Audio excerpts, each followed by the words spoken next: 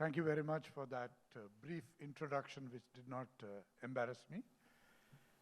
And good morning to everyone in Chennai. It always is good to come to Chennai. I was very impressed by the statistics of MSMEs in Tamil Nadu. For a state with a population of 75 million, to have 5 to 6 million MSMEs is huge. It's almost 10% of the people in Tamil Nadu are actually running some enterprise or the other, and therefore total number of people employed by those MSMEs must be quite maybe a third of the population. We live in a very complex world today, and particularly in the context of retail. And I wanted to take some 15 minutes to share with you how we have approached it in Titan and for whatever use it may have for you. I had coined this phrase in the middle of 2020, when everyone was generally saying that will people ever come back to the stores? People are so used to buying from sitting at home on the phone, on the tab, all that. But I was very convinced, because maybe I'm old-fashioned, but the whole joy of shopping, when you actually prepare to go to a store, when you spend a lot of time, browsing in the shop, smelling those bags, shoes, feeling those clothes in your hand, and the whole ordering of that, trying it on, packing, getting it packed, and the payment and the reward that you feel of having actually spent the money, and then you walk out with that bag. It's actually not just buying, it's a whole outing, for the family or individuals or whatever it is. And therefore, this whole is brick and mortar actually mortal. I was very, very sure, and I kept telling people, no, we are, we love shopping. The whole retail therapy that they speak about in the US, it's very, very true. So, and we are in a brick and mortar business substantially, because I cannot imagine a jewelry business that we have when we sell 50 lakh, 10 lakh, 5 lakhs, and of course even 50 lakhs and above, happening through online. And of course, it after COVID went away, if you see the latest results as early as just last month, what I read was more than 85% of retail in the US in calendar 2022 was actually from stores. And it's marginally lower than the pre-pandemic levels, not much lower. So which means that people are now thronging stores back, even in an advanced country like the US, presumably for the kind of reasons that I shared. Even pure online companies which began their life as D2C, more than half of their sales actually comes from stores. And everyone has realized, for example, people are discovering that when they put up a store, the impact of the store in generating more online inquiries from that catchment, that is much more and cheaper than online advertising, because the whole online advertising is proving to be very, very expensive, whereas a store can actually do the reverse. So the overall lesson is brick and mortar is very much here to stay. For example, even in our own, within our company, we acquired a stake in CaratLane in 2016, and CaratLane was almost a pure online play jewelry company in 2016 when we acquired it. But today, CaratLane has got 250 stores all over India. Of course, it's an Omnichannel brand, but without retail, no way. Without brick and mortar, without the stores, no way. So brick and mortar is very much here to stay, and I think all of us should not worry about that part of it. Now, given that overall thing, what all could build for actually succeeding? And that's the thing, and kind of things that have worked for us, I wanted to talk about. The first is the science of retailing, and some of this may sound, uh,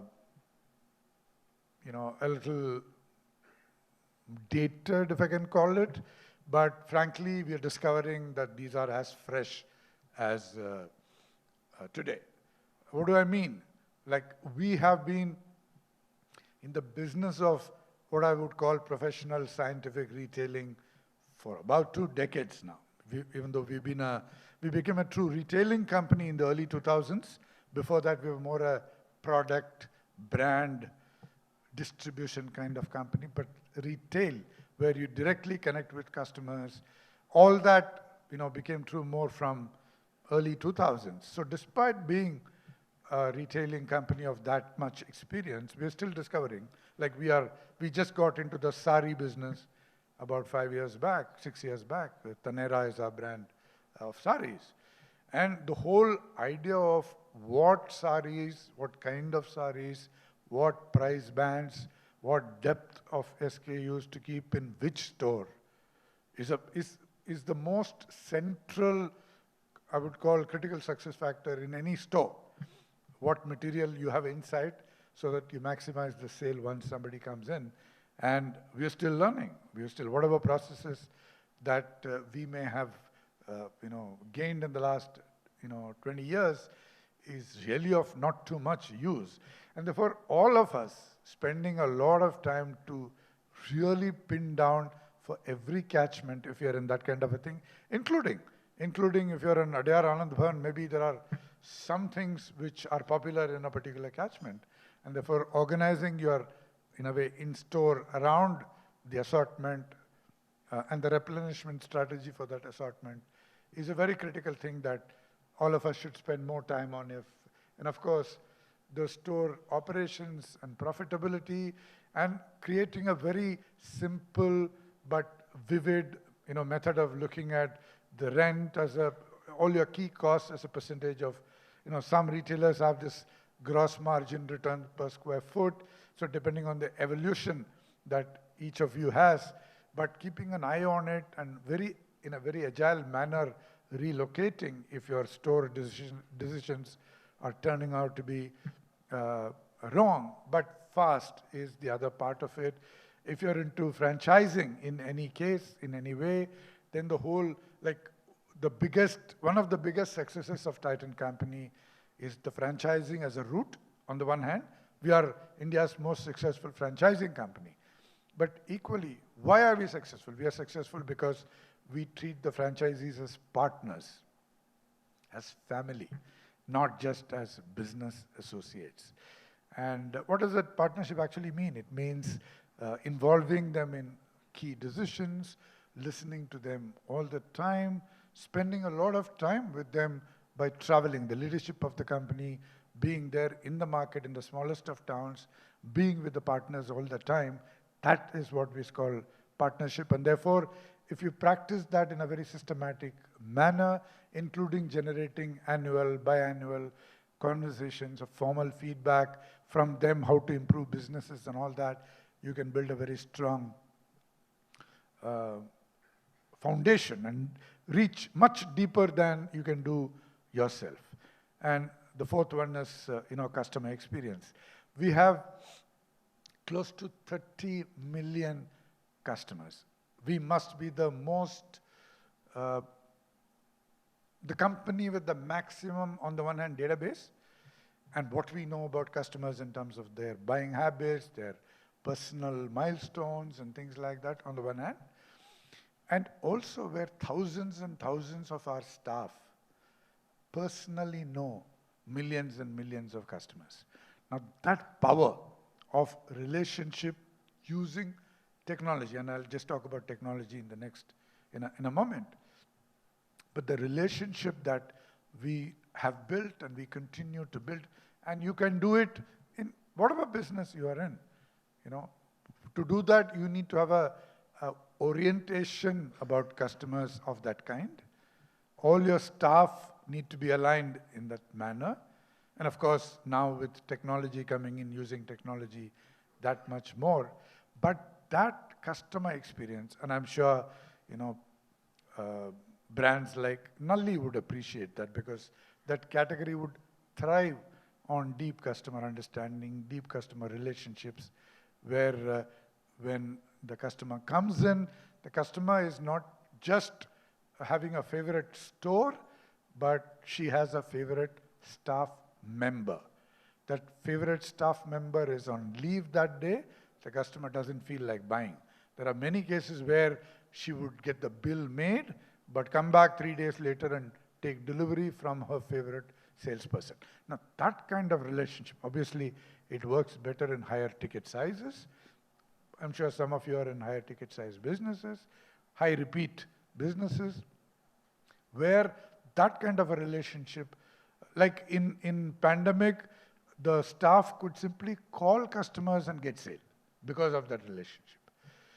So the CX is a very, very powerful thing, and I'm talking about, especially in India, where people love relationships. It's about a family thing, and customers and staff becoming one very large family is not at all unimaginable. I can speak with a lot of authority on that. We have done it exceptionally well in Titan. The other is the technology. The first is the science of retailing. A lot of it is a little old. I just wanted to refresh. They are not old at all. They are still very, very relevant and current. But the second is the technology in retailing. Fortunately, we ended up investing substantially, more than 100 crores in technology in 2015. And it came in very, very handy when COVID came and people were to, shop from home. So there are multiple pieces to it. For example, if I take video selling, in 2019 calendar year, totally the company's video sales would have been not more than 1 crore, okay? In July of 2020, which is 2-3 months after the pandemic started, in July, 1 month we sold 100 crores through video. What is this video? This video is a salesperson sitting in a showroom, and she's got a customer who she knows. So it's a WhatsApp video call, and she's demonstrating a necklace, for example, by wearing it and just turning it around and all that. So some 7-8 necklaces are shown like this through WhatsApp. And most often the customer would come wearing a mask, but in 15 minutes, close the transaction and pick up that piece that caught her eye through the video. Whereas if she had to come without this, she would have probably spent more than an hour, which in those days was perceived risky by people. So the video thing, which of course video has become much less today because people have come back to the stores, but I'm just telling you what scale. We did 1,000 crores of video sales in 1 year, as opposed to less than 1 crore in the previous year. That's how the world changed. And the whole investment, and we have a huge Salesforce CRM platform, and where we have one view of the customer today. And I am certainly imagining a situation in the not too distant future where a customer comes into a Taneira store and she happens to have gone to a Titan Eye Plus store a week back, maybe bought a pair of progressive lenses which take a few days to adjust, and the staff, when she keys in the number, knows that this has happened, and just a casual conversation, "How are the progressives suiting you, madam?" And this is a Taneira sari store, and the madam is, "My God, how did she know that I bought the progressives 1 week back?" Not only did she know, but there is a certain routine she's following to acknowledge and ask me how it went and stuff like that. So the opportunity to create exceptional customer experiences of a very high order are very high. But today we are within the division, which means what I call the NBA, which is the next best action, is actually generated by the CRM platform to tell the staff member 3 things to ask this customer. So maybe it's a wish of the birthday, which is day after tomorrow, and she happens to have come today. "Ma'am, advanced happy birthday," for day after tomorrow could be one. Or, she's a diamond jewelry buyer of a certain type, and the latest collection, which sort of matches her taste, "Ma'am, would you want to look at Mystique? This is the latest collection, the kind you'll like," or whatever it is. So one is the CRM, other is the data analytics. All the 30 million data is really assessed by the analytics engine, and you figure out lookalike people who, so from a cross-channel point of view, so who all can buy these kind of frames of I Plus who have bought the Octane watches, or these Raga women customers who can buy a Tanera sari and all that kind of combinations and mapping the analytics does and generates a lot of within channel and across the channel sales. Endless aisle is a big, big thing.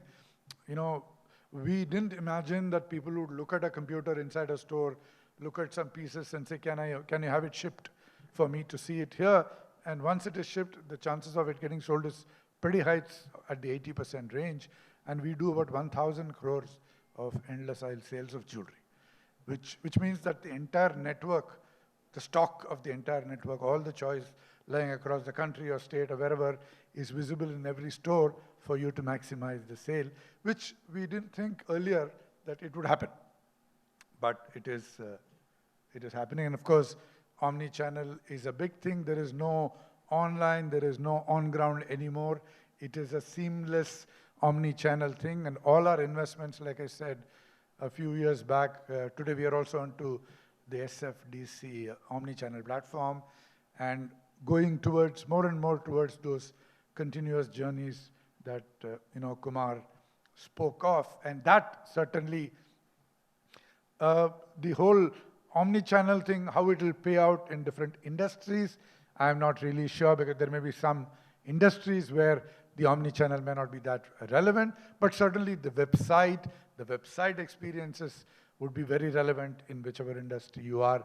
And therefore, depending on where you are, to keep an eye on this is very, very key. And the last part is the art, what I would call it, just a title, Art of Retailing. It's about the people. Particularly the staff who work in our stores, especially those who have stores of any kind, whether it is my favorite A to B or an Ali or Naturals, the people who work, how do they see themselves? How do they feel? How engaged they are? How energized and motivated they are, and so on. There is so much power sitting in it. So much. I cannot exaggerate this. The power of that is just unbelievable. One of the things that we did in COVID, during COVID, was really take care of all the employees of our stores, whether they were our employees or franchisee employees. I'm talking including the warehouse employees, the distributor salespeople and all that. And they paid back, almost like with gratitude, they paid back and transformed the performance of the company. And we didn't do it for that reason. We did it because of the fairness. So whether it is treating them as the real ambassadors of the brand, the brands that they represent, in your case, that's one role they play. The other is the dignity, fairness, the compensation, the feeling of family. There are so many entrepreneurs who are our franchisee partners who treat the staff as family, which means on special days, the franchisee himself would go and drop the women employees late at night at home and take that much of care. And the third last piece is the employees as innovators. We have a very vibrant, powerful program called Kaizen Mela. Now, Kaizen is a Japanese concept. Continuous improvement is the meaning. We have involved all the 20,000 plus staff in our stores to solve small and large problems of each business, whether it is a store operations issue, customer acquisition issue, customer experience challenge. We put all the 20,000 of them together through a national digital Kaizen Mela competition, which sort of rises to the top, bubbles up for the final, jury awards and all that, and they get to meet me, and 40 of them finally come to meet me. So the power of involving 20,000 people and their brains and their passion to unlock value and create solutions for each one of those enterprises that you represent, that's the last point I would. Thank you very much. All the very best.